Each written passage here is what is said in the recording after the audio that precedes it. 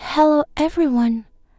Welcome back to Improved Version, a channel dedicated to sharing profound knowledge on holistic personal development through the lens of the world's greatest books.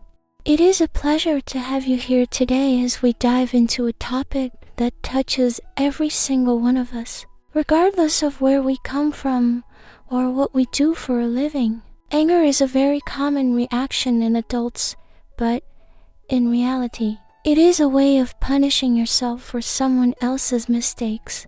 When anger rises, it is like a raging fire burning deep within us, consuming our peace and clouding our judgment. As a result, we become angry, we speak aggressively, and sometimes we even resort to physical violence against each other in the heat of the moment.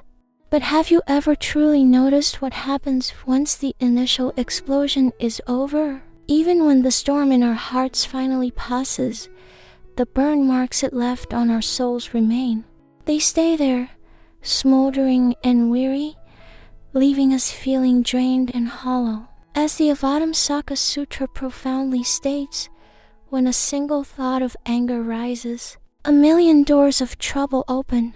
This means that when we allow a single thought of anger to take root, 100,000 banners of karmic obstacles unfurl, blocking our path to happiness. Each time anger rises, the relationship between us and those around us becomes increasingly distant.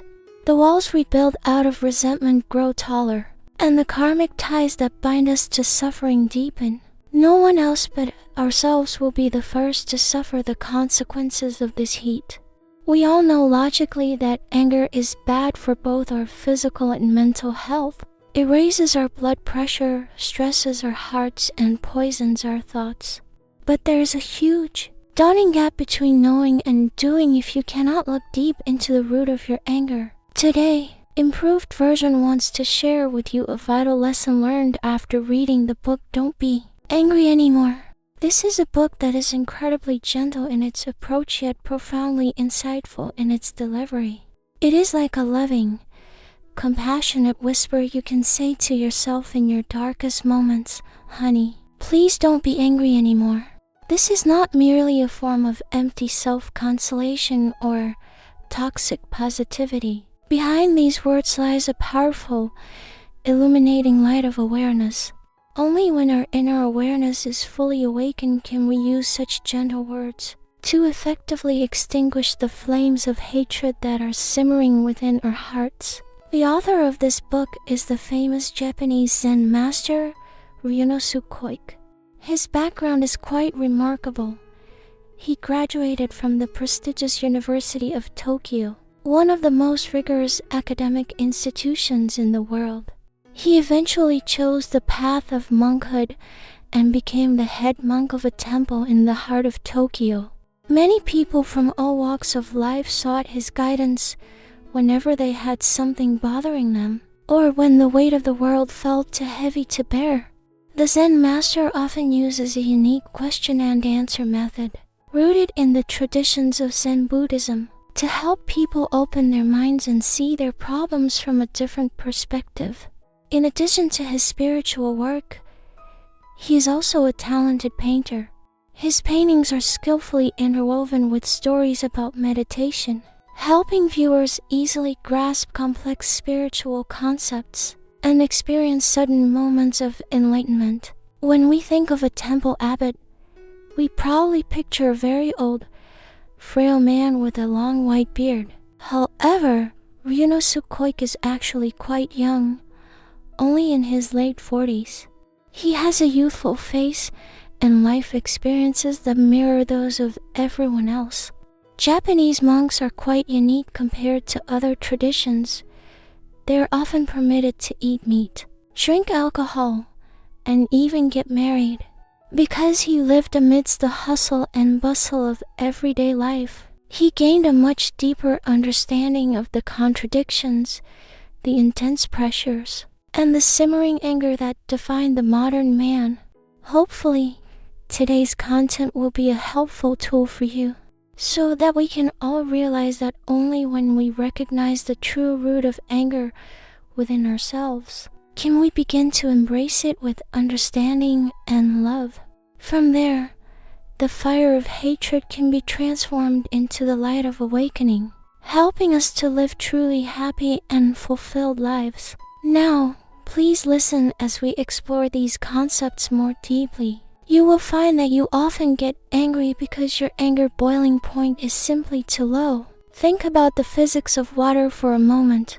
When water is at sea level and heated to 100 degrees Celsius, it boils very quickly. But the situation is entirely different in the high mountains or highlands.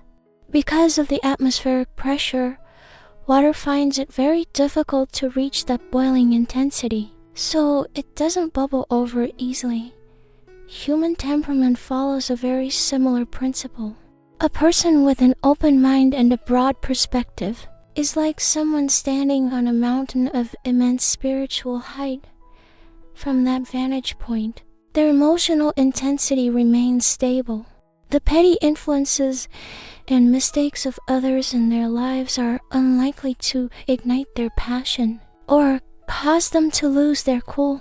Their words and actions will, therefore, exude an admirable calmness and composure that others find inspiring. Conversely, those with low emotional boiling points are like people living at sea level. Their minds are bogged down by trivial matters, the gossip of the day, and the heavy expectations of others. For them, even the slightest provocation, a rude comment from a coworker named Mark, or a driver cutting them off in traffic is enough to make them seethe and become uncontrollably angry. Through his years of observation, the author pointed out that people with low anger levels share a common characteristic. They are overly sensitive to the shortcomings of others. Their anger stems from being so hyper-focused on the other person's mistakes and flaws that they are completely unable to accept that people are imperfect. They cannot handle it when someone doesn't live up to their internal expectations. For them, the line between peace and triggering anger becomes incredibly thin, like a wire ready to snap. Whether the other person's mistake was a deliberate act of malice or a simple, clumsy oversight, it all becomes fuel for the fire. It causes the pot of emotions in their heart to evaporate into a restless cloud of steam. If you don't learn how to turn off the stove in time, the boiling water will inevitably overflow, and you will be the first one to get burned by your own reaction. So, what can we do to raise our boiling point? How do we stop being so easily swayed by the world around us? The answer is to learn how to smile and forgive, even when there is no apology offered. There are many books written about controlling anger, and most of them focus on techniques like deep breathing or counting to 10. These are helpful, but Zen Master Koik's advice is different. He suggests that we should first look deeply into the very shortcomings and flaws of the person who made us angry. This isn't about judging them or feeling superior. Instead, it is about asking ourselves whether those mistakes are truly worth the high price of our own peace of mind. What are these flaws in others that make us lose our temper so quickly? First, there are shortcomings related to competence and work efficiency. If you're a perfectionist, like a manager named John, you might get incredibly annoyed with employees who work carelessly or who frequently fail to complete tasks on time. You might find yourself saying, "How many times have I told you? Why is this still wrong?" You might even start to think that the other person is incompetent or lazy, and that thought creates a mountain of annoyance. Then, there are the shortcomings related to attitudes and social behavior. Imagine you sent a heartfelt message to a friend named Sarah, and she didn't bother to reply for 3 days. Or perhaps you helped a neighbor move into their new house, but when you needed help a week later, they were nowhere to be found. These situations involve laziness, a lack of initiative, or even arrogance and dishonesty. When people refuse to admit their mistakes and instead make excuses, it can make your blood boil. Finally, there are the differences in habits and lifestyles. Maybe your spouse is messy, or your roommate is wasteful with electricity, or a stranger speaks rudely in a public place. These habits contradict the norms you believe to be correct. You want to change them. You want to force them to be better in the way you define it.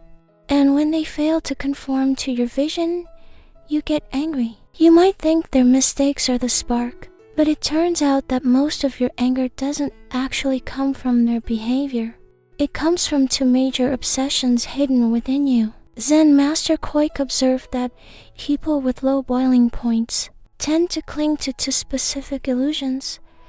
The first is an obsession with the feeling of fairness. We have this idea that everything in life should be like a perfectly balanced scale. If I give you a certain amount of kindness, you must return the exact same amount to me. If I work hard, I must receive the exact amount of recognition I think I deserve. So, when someone doesn't deliver the results you expect, a deep anxiety builds up. You're angry because you fear losing your balance. Your world seems to be collapsing because the math of your life doesn't add up. You feel the need to take control and set the right standard so everything runs as intended. But the paradox is that this standard of fairness is often built on the second obsession, the ego, or self-esteem. We have an internal confidence that tells us what we say is the absolute truth. We believe we are the most important person in the room and therefore deserve priority. We feel that others must understand us and respect our boundaries perfectly. You strive for balance, but if you look closely, you'll see that you want the scales to always tip slightly in your favor. Therefore, the sense of fairness you're obsessed with is often just an illusion created by your ego. In reality, except for very rare cases of deliberate malice, most mistakes made by the people around us are unintentional. People are clumsy, they are tired, they are distracted, or they are dealing with their own internal battles. If a mistake is unintentional, then it is essentially unavoidable in the grand scheme of human interaction. There is no such thing as pure gold, and there is no such thing as a perfect person. Everyone has limitations. There are parts of their own character that they haven't even become aware of yet. So, instead of letting anger consume you, try practicing tolerance and forgiveness. Forgive even when you see no remorse from the other person. Forgiveness is never about lowering yourself or saying that what they did was okay. It is not about blind tolerance. Rather, it is about understanding human nature, realizing that everyone is on their own messy journey to learn how to become an improved version of themselves. When you truly understand that, your mind naturally calms down. The first person to be liberated by your forgiveness will always be you. This sounds reasonable, but it might not be entirely convincing for those who are currently feeling a lot of resentment. You might ask, why should I be the one to look at myself first when they are the ones who messed up? But we need to look even deeper. Behind every inner torment lurks a malevolent demon called hatred. The more we nurture our anger, the stronger this demon becomes until it completely takes over our minds. At that point, peace becomes as faint as a wisp of cloud and the heart gradually freezes over. You lose the warmth required to empathize with others. When this happens, we stop acting with empathetic logic and start relying entirely on the logic of responsibility. This is a cold, hard way of living. It means that if someone caused a failure, they must be punished, regardless of their intent. You can see this punishment in a frowning expression, a sharp gaze, or a sarcastic, harsh tone of voice. It manifests as uncontrolled behavior or the silent treatment, a cold, distant indifference. These reactions are like poison arrows aimed at the person who disappointed us. However, once we assume the role of the punisher, we are not actually achieving justice. We are simply trapping ourselves in a dark prison of our own making. Anger doesn't help you get back what you lost. It doesn't fix the broken vase or the missed deadline. It only pushes you further away from your own peace. The world won't change because you're screaming at it, but your heart will certainly be hurt by the noise. As we mature, we need to understand that there's no such thing as absolute fairness in this world. It simply doesn't exist. The Zen master often mentions 8 words that can change your life. All things are impermanent, and human hearts are ever-changing. This means that nothing in life is fixed. The weather changes, the economy changes, and the human mind changes most of all. Therefore, do not expect anyone to be permanent or any situation to be perfectly fair. Our only real job is to accept and adapt. What we need to find is not fairness, but balance. We need an equilibrium point that remains steady even in the midst of uncertainty. So, where does that point come from? All ancient wisdom tells us that suffering originates in the mind. When the mind is at peace, the world is at peace. When the mind is restless, even a paradise will feel like turmoil. True balance lies within your own heart. Keep your mind calm and still so that it becomes clear and free. This is the highest form of wisdom. When the undercurrents of anger finally subside, you will discover a gentle, enlightened energy waiting for you, compassion. Only those who truly understand their own anxieties can genuinely empathize with the suffering of others. When you look at your enemy with understanding instead of judgment, the anger gradually dissipates because you see their humanity. If you want peace of mind, learn to step outside the center of the world. Stop acting as if you're the main character and everyone else is just a supporting actor, meant to serve your needs. Don't get caught in the illusion of demanding recognition. When you leap from the central fortress of your ego, your world will stop being a battleground. It will become harmonious and serene. When faced with the mistakes of others, things that once made you explode will now seem insignificant, no more than a leaf falling from a tree. They are no longer worth wasting your precious energy on. You don't need the other person to understand you or apologize to you in order for you to be happy. You can choose to be happy right now. You can choose gentle words to express your feelings instead of erupting in an ego-driven rage. And then you'll realize that peace is never something others bring to you. It is a gift you give yourself when you learn to smile in the face of adversity. There's another, even deeper reason why anger flares up so easily, and it often involves the people we love the most, our parents. In his book, the Zen master shares a very personal story. His parents once said something dismissive to him, mocking the weird things he was thinking and teaching to others. Despite all his years of training, he became extremely angry. This reveals a profound truth. We are often most vulnerable to those who raised us. Someone might ask, "Aren't you a skilled monk? Why are you upset by a few words from your parents?" The truth is that many of us carry an inner child who is still seeking the approval we didn't get decades ago. If a stranger says we are incompetent, we can ignore it. But when a parent says it, it feels like a wound being reopened. Zen Master Koik doesn't shy away from this weakness. He dissects it frankly. He explains that his anger wasn't really about his parents.